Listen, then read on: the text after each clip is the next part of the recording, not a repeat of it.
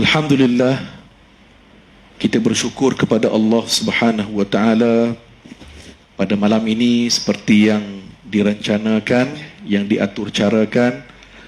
Allah Subhanahu wa taala memperkenankan, mempermudahkan urusan kita semua. Alhamdulillah, malam ini kita bersalat jamaah dan sementara kita menunggu waktu Isya, eloklah kiranya kita mengisinya dengan sama-sama kita menekuni melihat ayat-ayat Allah Subhanahu wa taala dan sunnah ataupun hadis-hadis baginda Rasulullah sallallahu alaihi wasallam sebagai panduan, pedoman dan peringatan kepada kita semua insya-Allah.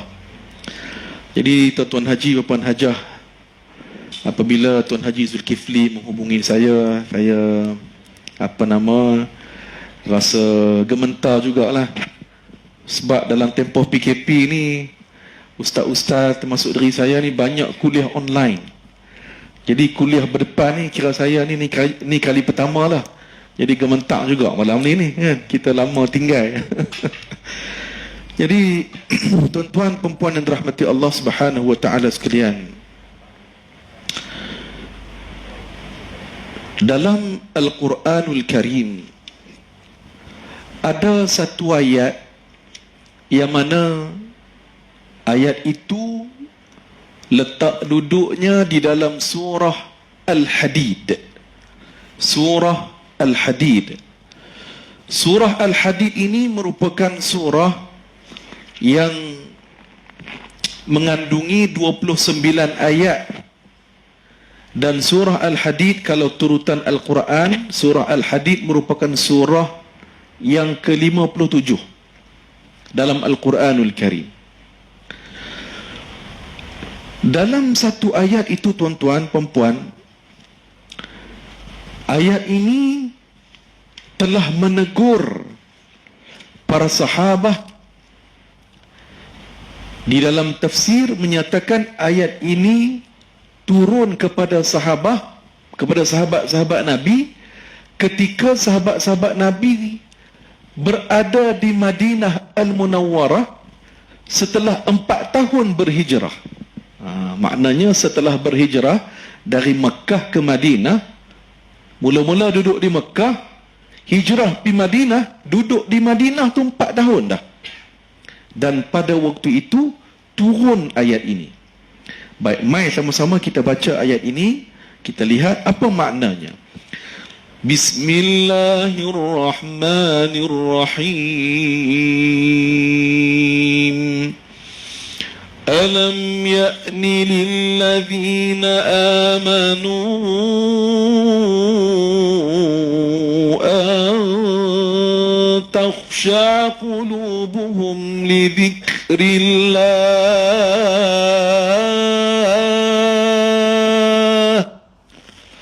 wa ma nazala minal haqq ولا يكونوا كالذين أوتوا الكتاب من قبل فطال عليهم الأمد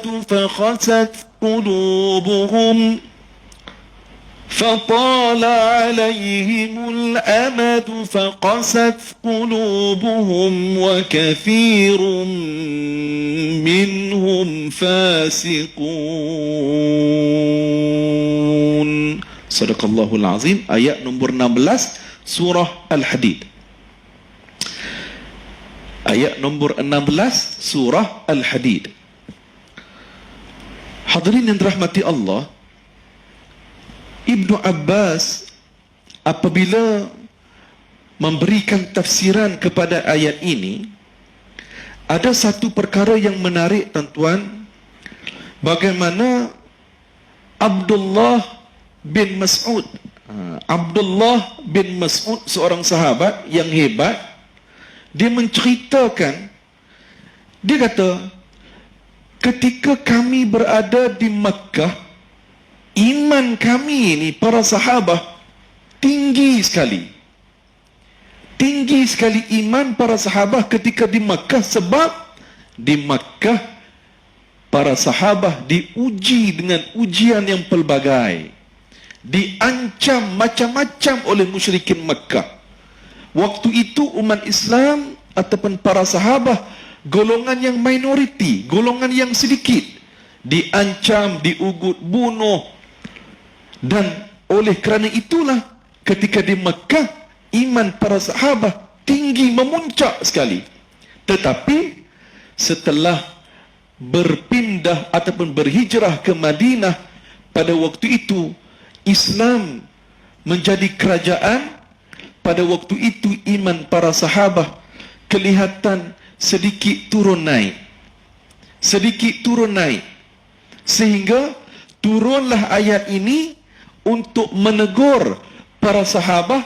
Dalam riwayat menyatakan pada satu hari itu para sahabat mereka tengah bersembang-sembang. Sembang-sembang ni adalah topik yang melucukan para sahabat, yang menyebabkan para sahabat ini ketawa sedikit. Bukanlah gelak macam kita ni, ha 10 minit tak berhenti. Mana gelak, ketawa kecil sahaja. Langsung turun ayat ini untuk menegur para sahabat. Apa maksud ayat ini? Belum sampaikah lagi masanya bagi kamu semua orang-orang yang beriman untuk khusyuk hati, untuk mematuhi peringatan dan pengajaran daripada Allah, serta mematuhi kebenaran Al-Quran yang diturunkan kepada kalian semua, kepada mereka semua. Ayat ini datang menegur para sahabat.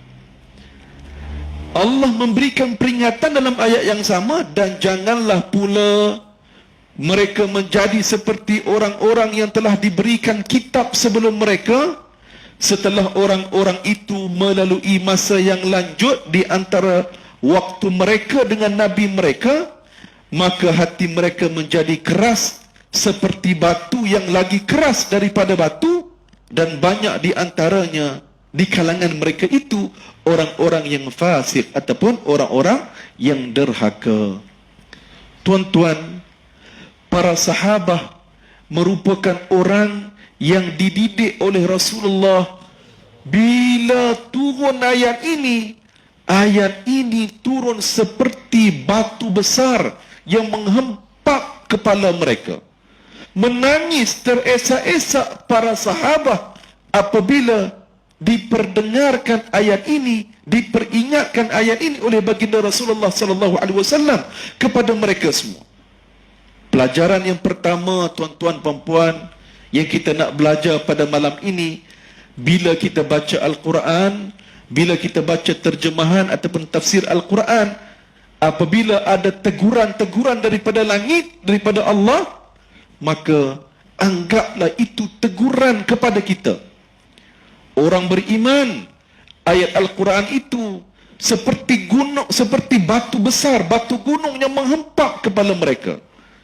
Tetapi orang-orang fasik, orang-orang yang derhaka kepada Allah, ayat Al-Quran yang diturunkan kepada mereka, mereka menganggap seperti lalat ataupun nyamuk yang hinggap sekejap di atas hidung ini, rasa gatal lah sikit, lepas tu nyamuk ni pergi, nyamuk ni meninggalkan dia, dia pun hilang dah yang dia gatal tadi. Janganlah kita menjadi seperti orang-orang yang fasik. Tuan-tuan, puan-puan yang dirahmati Allah, Abdullah bin Mas'ud ataupun Ibnu Mas'ud yang kita sebut tadi, tuan-tuan, kalau digambarkan Abdullah ibn Mas'ud ni, dia ni bukanlah orang handsome sangat, orangnya rendah sahaja, kemudian kurus pula, kemudian kulitnya gelap pula lah. Orang Seremban Selatan ni cerah lagi, kan? Abdullah bin Mas'ud ni gelap kulit dia, gelap. Maknanya dahlah kulit gelap, rendah pula, kurus pula, maknanya tak handsome lah pada pandangan manusia. Tetapi Abdullah ibn Mas'ud merupakan insan yang sangat hebat, yang sangat agung. Kerana apa? Kerana ilmunya, kerana amalan ibadatnya, kerana akhlaknya, kerana adabnya. Ini yang menyebabkan Abdullah ibn Mas'ud merupakan sahabat yang agung. Maka dengan sebab itu, saudara, tuan-tuan puan yang dirahmati Allah, dalam surah Al-Hadid ini, surah Al-Hadid merupakan surah Madaniyah. Surah yang diturunkan kepada Rasulullah ketika Rasul berada di Madinah. Surah ini, kalau kita baca satu persatu, kebanyakan surah ataupun ayat yang terkandung di dalam surah Al-Hadid ini, Allah menuntut umat Islam ataupun para sahabat untuk memberikan infak ataupun derma kepada untuk memperkuatkan kerajaan baginda Rasulullah, khususnya pada aspek pertahanan dan aspek ketenteraan. Okey. Tuan-tuan, disebabkan ayat ini juga, tuan-tuan, yang menyebabkan seorang insan hebat yang bernama Abdullah bin Al-Mubarak. Abdullah ibn Al-Mubarak.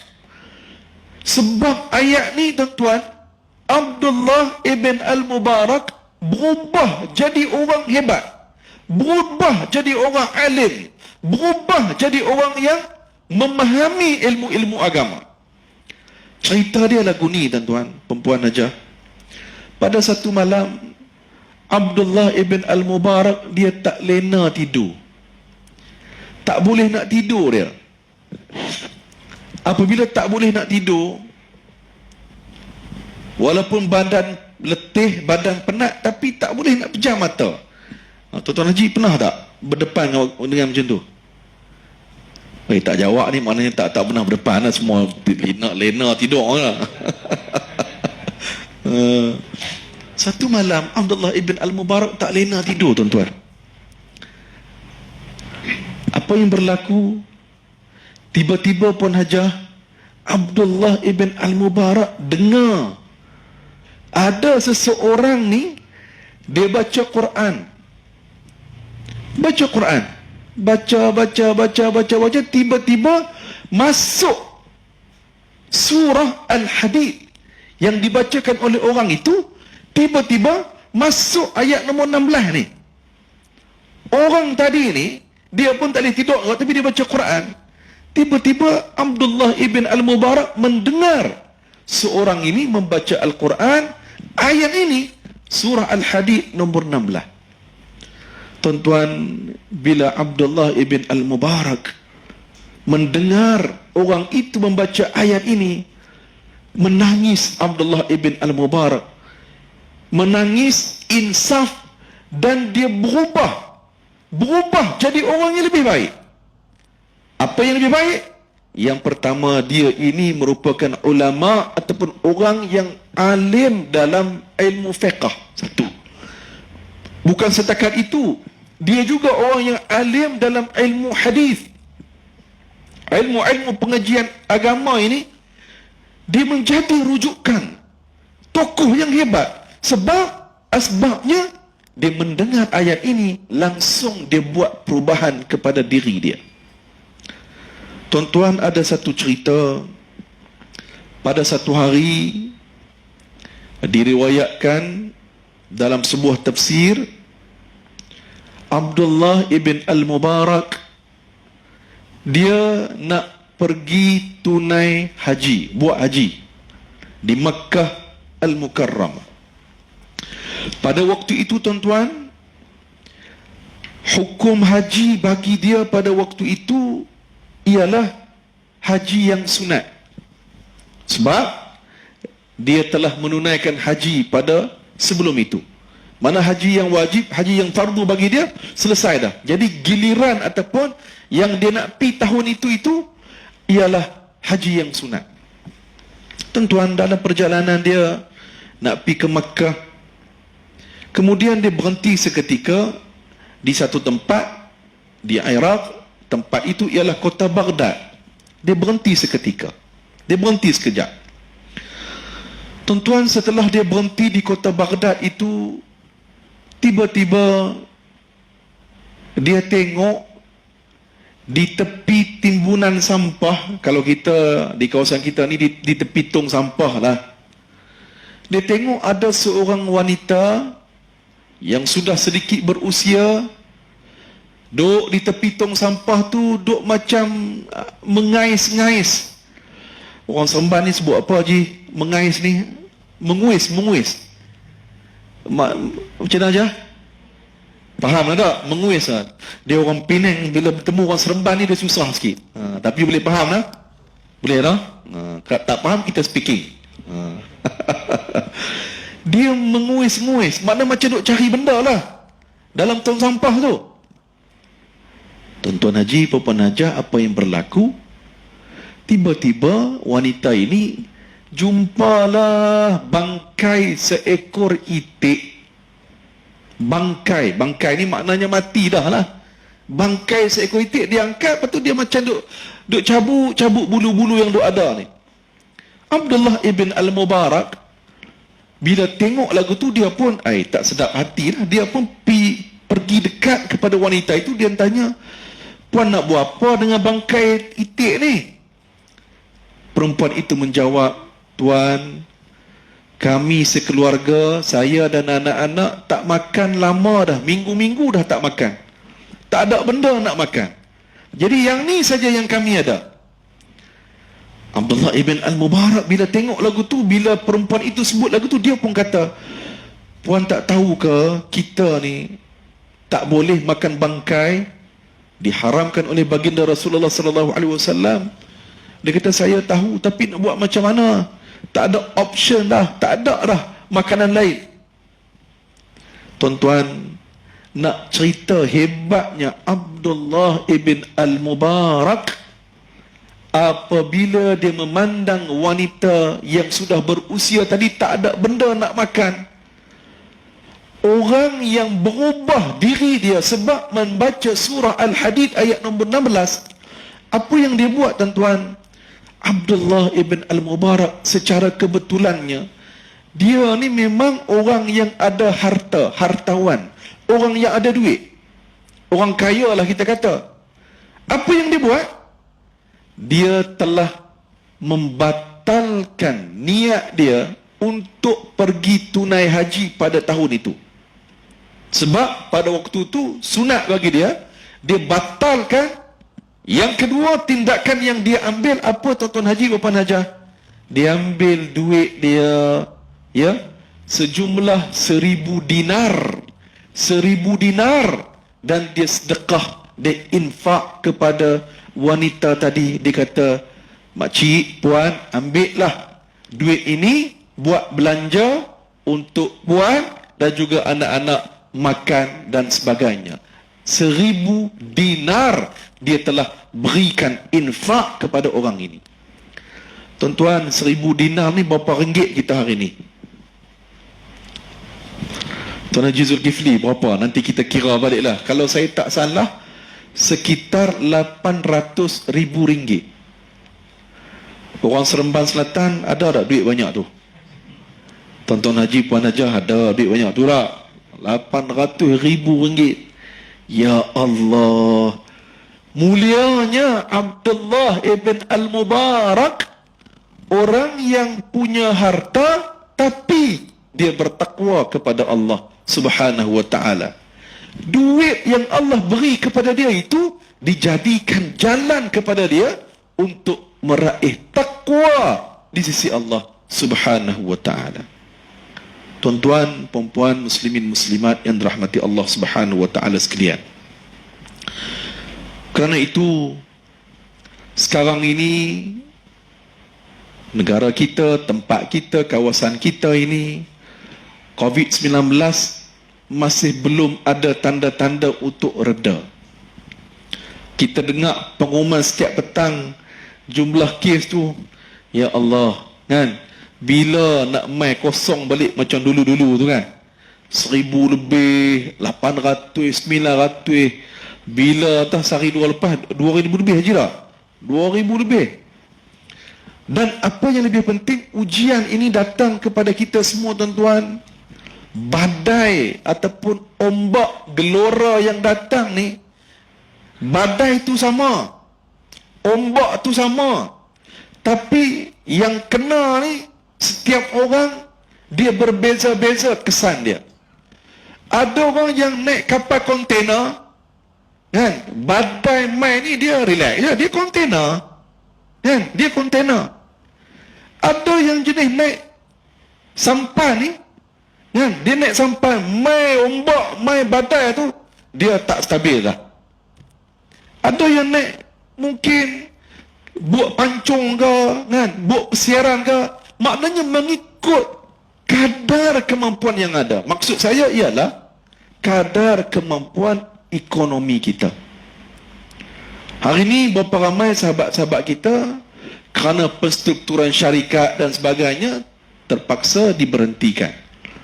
Kan, kalau itu kita tengok di Facebook, kan, bekas pilot macam-macam lah, kan, meniaga laksa, kan, meniaga apa, murtabak, kan. Dan apa yang kita nak belajar daripada situasi ini, tuan-tuan haji puan hajah dirahmati Allah, bagi kita yang masih dikurniakan kerja, ada pendapatan tetap, gaji bulanan, mailah pakat-pakat kita tolong sahabat-sahabat kita yang mungkin disebabkan ujian COVID ini menyebabkan ujian bagi diri dia, mungkin baru buka warung tepi jalan, meniaga goreng pisang, meniaga apa-apalah, mainlah tuan-tuan perempuan kita bantu, kurang lebih kita belilah RM5 goreng pisang. Daripada dia itu, RM5 itulah yang dapat memberikan keseronokan, kebahagiaan, kelegaan kepada dia untuk menyara isteri dan anak-anak. Inilah peranan ataupun inilah yang kita nak belajar daripada apa yang dibuat oleh Abdullah ibn Al-Mubarak. Tuan-tuan perempuan muslimin muslimat yang dirahmati Allah Subhanahu wa taala sekalian. Dalam surah Al-Hadid ini juga, kalau kita gostan balik ke belakang, kita undur ke belakang ayat nombor 11. Allah Subhanahu wa taala menyebut ayat nombor 11, Bismillahirrahmanirrahim. Man dhal ladzi yuqridu Allah qardan hasana fayudha'ifahu lahu wa lahu ajrun karim. Maksudnya, siapakah orangnya yang mahu memberikan pinjaman kepada Allah sebagai pinjaman yang baik, supaya Allah melipat gandakan balasannya, dan selain daripada itu ia akan beroleh pahala yang besar, iaitu pahala beroleh balasan syurga. Ayat nombor 11 surah Al-Hadid. Tuan-tuan, dalam tafsir Al-Imam Ibn Kathir telah diceritakan ada seorang sahabat Ansar. Seorang sahabat Ansar, nama dia Abu Ad-Dihdah. Boleh kita sebut ramai-ramai tuan haji, Abu Ad-Dihdah. Sekali lagi, Abu Ad-Dihdah. Bukan apa nak suruh praktis balik rumah nanti tuan-tuan haji lah pula kena jadi ustaz kat isteri dan anak-anak.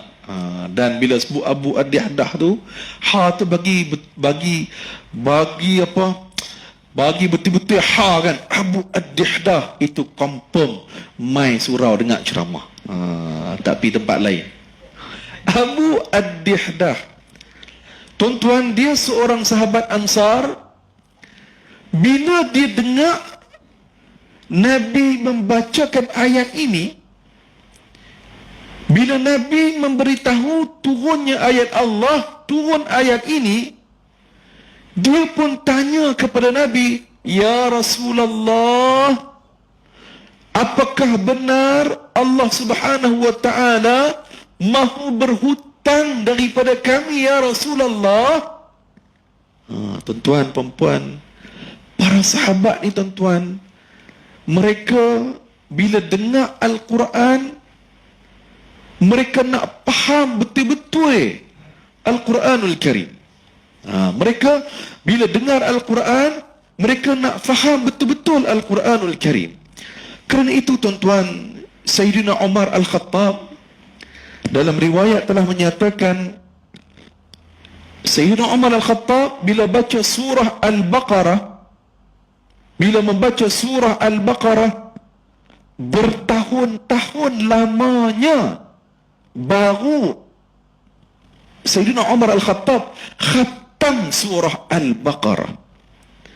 Makan tahun Umar Al-Khattab baca surah Al-Baqarah.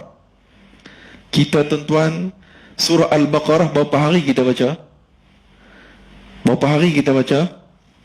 Kadang-kadang pederah 3 jam je, settle. Lepas tu tak ulang-ulang lah. Baca tu bagus, Alhamdulillah.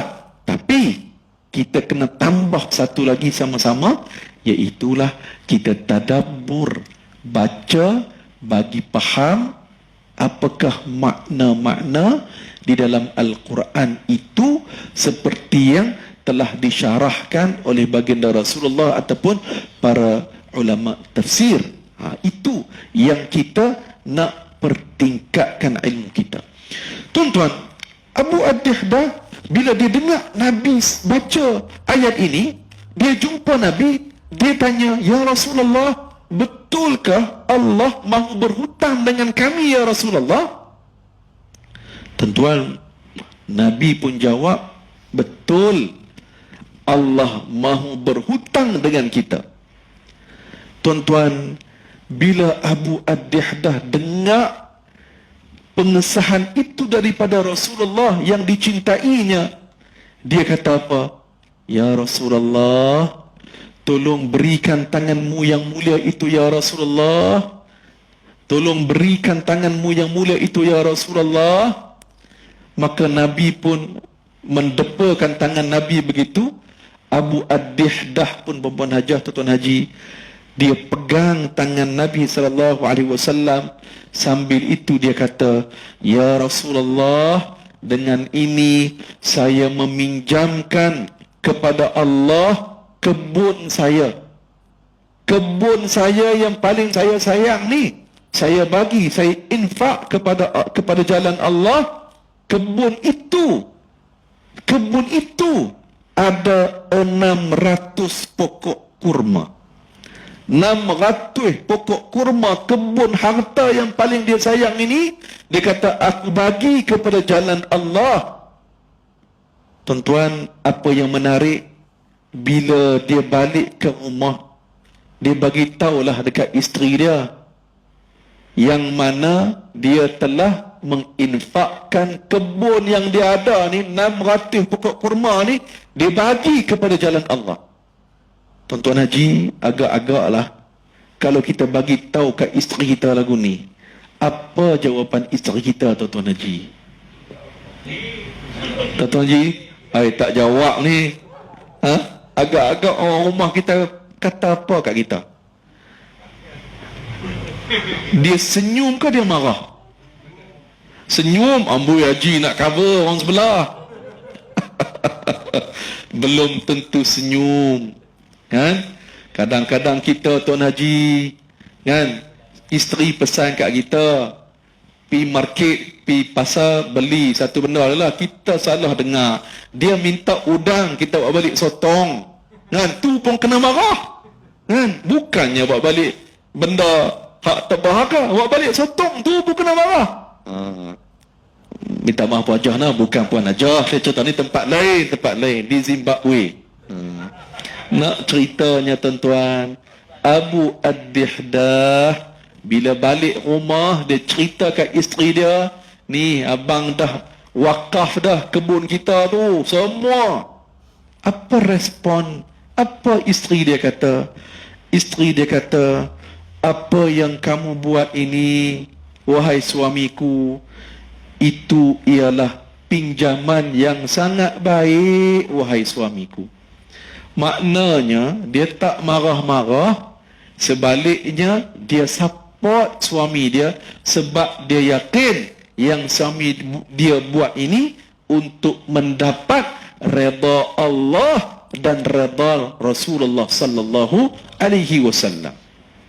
Tuan-tuan, bukan setakat itu, Abu Ad-Dihdah kata, jom kita keluar daripada kawasan rumah kita ni. Rumah dia duduk dalam kebun tu. Dia kata, jom kita keluar. Kita keluar, bawa juga anak-anak dan perabot rumah kita ni buat keluar. Rumah-rumah tu pun disedekahkan kepada agama. Tu dia, tuan-tuan yang dirahmati Allah. Ni duk kata, ini merupakan ciri-ciri sahabat Nabi sallallahu alaihi wasallam. Hidupnya meletakkan redha Allah dan redha Rasulullah sallallahu alaihi wasallam. Tuan-tuan, apabila kita membaca ayat ini, pelajaran nombor 2, ni yang kita nak bawa dalam rumah tangga kita. Suami, isteri, anak-anak fikir nak dapat redha Allah dan redha Rasulullah sallallahu alaihi wasallam. Tuan-tuan, puan-puan, muslimin, muslimat yang dirahmati Allah Subhanahu wa taala sekalian. Orang yang beriman, orang yang atas dunia ini, dia habiskan nyawa dia ini, usia dia itu untuk mendapat redha Allah dan redha Rasulullah. Rupa-rupanya di hari akhirat nanti Allah Subhanahu wa taala akan tolong dia. Allah Subhanahu wa taala akan tolong dia. Tolong yang bagaimana, tuan-tuan? Yang pertama sekali, tuan-tuan, orang yang beriman kepada Allah Subhanahu wa taala, apabila di hari akhirat nanti dalam perjalanannya untuk menuju titian sirat, mereka disinari dengan cahaya-cahaya. Macam kita di luar, tuan-tuan, gelap. Kita tak ada lampu suluh apa pun, tak ada torchlight, tak ada. Yang akan jadi torchlight kepada kita apa dia? Amalan-amalan kita atas dunia ni. Tuan-tuan, pada ayat manakah Allah Ta'ala cerita benda ni? Ceritanya tertulis di dalam surah Al-Hadid juga, ayat nombor 12. Balik nanti Puan Haji, Puan Hajah, Tuan Haji, Puan Hajah boleh rujuk balik. Surah Al-Hadid ayat nombor 12. Allah Subhanahu wa taala menyatakan, "Yauma taral mu'minina wal mu'minat yas'a nuruhum baina aydihim wa bi aymanihim bushrakumul yawm بشراكم اليوم جنات تجري من تحتها الأنهار خالدين فيها ذلك هو الفوز العظيم. Ingatlah ketika engkau melihat pada hari kiamat nanti cahaya-cahaya yang akan menerangi orang-orang yang beriman, sama ada lelaki dan perempuan, untuk menyeberangi jalan sirat. Cahaya iman dan cahaya amal saleh mereka akan bergerak cepat di hadapan mereka, di sebelah kanan mereka semasa mereka berjalan, serta dikatakan kepada mereka berita yang menggembirakan kepada kamu pada hari ini, iaitu kamu akan beroleh syurga yang mengalir di bawahnya beberapa sungai yang kamu kekal di dalamnya. Yang demikian itu adalah kemenangan yang besar bagi kamu. Tuan-tuan, ni dia menuju titian sirat. Gelap gelita pada waktu itu, Waktu itu orang lain tak boleh tolong dah. Suami tak boleh tolong, isteri tak boleh tolong, anak-anak tak boleh tolong. Yang boleh tolong kita siapa? Amalan atas dunia dulu. Sekarang ni lah, amalan inilah yang akan tolong kita di hari akhirat nanti. Allah Azza wa Jalla telah menceritakan kepada kita dalam ayat ini. Para ulama tafsir antaranya telah menyatakan kepada kita, selain cahaya yang begitu cerah mendahului perjalanan kita. Maknanya bila kita berjalan, cahaya duduk di depan kita. Cahaya duduk depan kita yang akan menunjuk jalan kepada kita. Tuan-tuan, pada waktu itu akan diberitahu kepada orang-orang yang beriman dan beramal saleh dengan kata-kata apa? Gembiralah kamu, akan menanti kepada kamu istana-istana besar di dalam syurga Allah yang mengalirnya di bawahnya beberapa batang sungai. Tuan-tuan, kalau kita tengok Al-Imam Az-Zamakhsyari, antaranya dia kata, lampu tadi ni, nuruhum baina aydihim wa bi aymanihim, yas'a nuruhum baina aydihim wa bi aymanihim. Cahaya itu bagi setiap kita ni dia berbeza-beza. Ada yang cahaya tu memang terang benderang. Satu. Yang kedua, ada pula orang yang cahaya tu dia berkelip-kelip macam lampu minyak tanah tu kan, ataupun lilin kan. Kalau main udara kuat sikit dia macam berkelip sikit kan, ataupun kalau bateri yang dah nyawa-nyawa ikan kan, memang dia malap, tak apa nak nampak. Ada pula hak saat ada, saat tak ada. Ini yang disebutkan oleh Al-Imam Az-Zamakhsyari, menunjukkan ia bergantung sepenuhnya kepada amalan kita. Tuan-tuan, yang lebih menakutkan pada ayat nombor 13, Allah Subhanahu wa taala menceritakan nasib orang-orang munafik.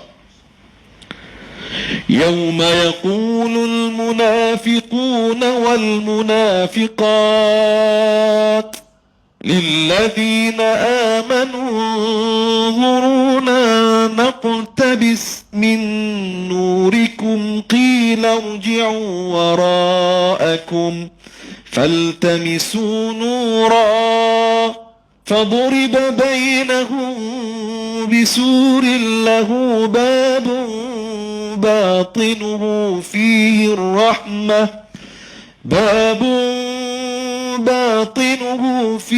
الرحمة وظاهره من قبله العذاب.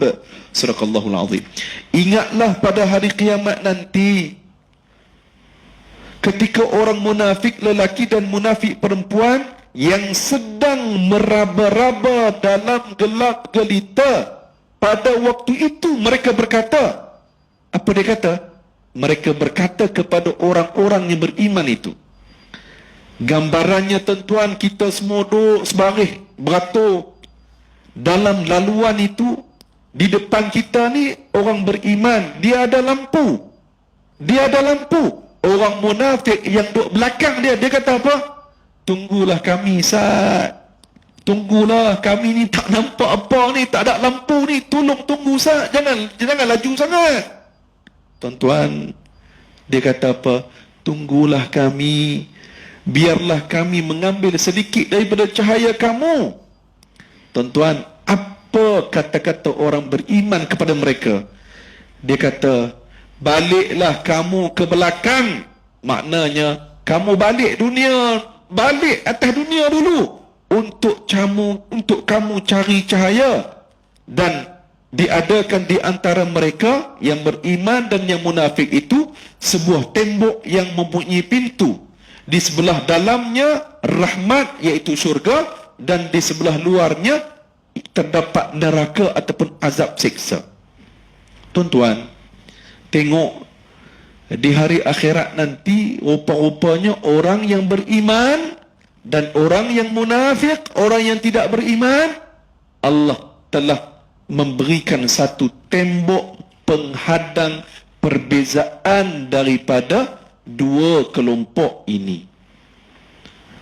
Hadirin muslimin muslimat yang dirahmati Allah Subhanahu wa taala sekalian, Al-Imam Ibn Kathir menyatakan ketika mengulas ayat ini, sebaik sahaja orang-orang beriman sampai di hujung jalan mereka, terus mereka ini masuk ke dalam syurga Allah Subhanahu wa taala, dan kemudiannya pintu untuk masuk syurga itu ditutup serapat-rapatnya, sedangkan orang-orang munafik terus tinggal meraba-raba dalam kegelapan itu, lalu mereka diberikan azab yang maha pedih yang tidak terhingga.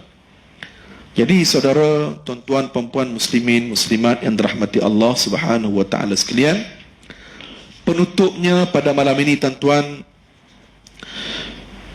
Allah Subhanahu wa taala sebut pada ayat nombor 20 surah Al-Hadid ini, apa kata Allah? Ya'lamu annamal hayatud dunya la'ibun wa lahwun wa zinatun wa tafakhurun bainakum wa takathurun fil amwali wal aulad. Ketahuilah bahawasanya kehidupan dunia itu tidak lain hanyalah hidup yang berupa semata-mata permainan dan suatu hiburan yang melalaikan, serta perhiasan yang sementara, juga bawaan hidup yang bertujuan bermegah-megah di dunia di antara kamu dengan kelebihan kekuatan, serta berlumba-lumba memperbanyakkan harta benda dan anak pinak. Semuanya itu terhad waktunya. Tuan-tuan, Allah Azza wa Jalla memberikan kesimpulan kepada kita, dunia ini kehidupan yang sementara. Beruntunglah bagi mereka ataupun kita semua yang mengejar akhirat. Kerjalah akhirat, confirm dunia juga kita akan dapat. Kejar akhirat, dunia ni akan ikut kita. Tetapi kalau siapa yang mengejar dunia semata-mata, tunggang langgang, terabur habis hukum hakam, terabur habis peraturan, terabur habis salat dan sebagainya, percayalah orang ini tak dapat akhiratnya. Jadi hadirin muslimin muslimat yang dirahmati Allah Subhanahu wa taala sekalian, saya kira itulah beberapa perkara penting yang dapat kita perhatikan, khususnya kita mentadabbur surah Al-Hadid ini pada malam ini. Yang pertama, marilah kita mengikut watak ataupun mengikut jalan yang telah ditinggalkan oleh baginda Rasulullah sallallahu alaihi wasallam, para sahabat, para tabi'in, para tabi'in dan para salafus salih. Ikutlah jalan mereka. Kerana apa? Mudah-mudahan jalan inilah pastilah yang akan memberikan kebahagiaan kepada kita di dunia dan juga di hari akhirat. Tuan-tuan, karena itu dalam hidup kita, mari sama-sama kita programkan. Yang pertama, biarlah bermula saat ini tuan-tuan, kita tidak tinggalkan lagi salat fardu. Salat fardu jangan tinggal walau dalam keadaan macam mana sekalipun. Dan yang kedua, salatlah di awal waktu. Yang ketiga, berjamaah. Kalau tak boleh berjamaah di surau, di masjid, di rumah, jamaah. Satu. Yang kedua tuan-tuan, mai pakat-pakat kita paksa diri kita sekeluarga dalam sehari jangan tinggal baca Quran. Baca Quran jangan tinggal. Sebab apa? Dalam kubur nanti bila kita berpindah alam ke alam barzakh, waktu itu Al-Quran yang akan menjadi peneman dan penghibur kita. Mungkin nak baca satu juzuk sehari mungkin rasa penat. Tuan-tuan haji, puan hajah, kita cuba disiplinkan.